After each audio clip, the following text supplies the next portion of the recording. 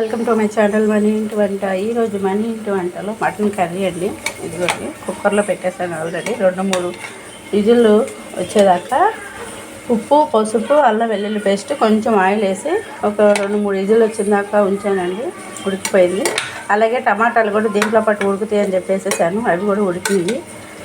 మనం పచ్చి grinder mixie వేసి అయినా వేసుకోవచ్చు. కాబట్టి నేను ఇలా వేస్తానండి ఆయిల్ పెట్టేటప్పుడు. అవి వాటితో పాటు అవి కూడా ఉడికిపోతాయి. తర్వాత అవి మనం మెత్తగా పేస్ట్లా చేసి వేసుకోవచ్చు. ఇప్పుడు ప్రస్తుతం అయితే ఇక్కడ మసాలా వేగుతుంది.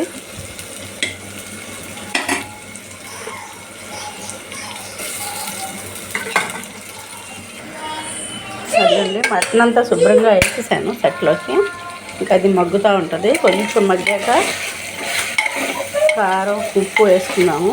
కొంచెం ఆయిల్ పైకి తేలేదాకా ఈ లోపు ఒక 5 నిమిషాలు మూత పెట్టాం.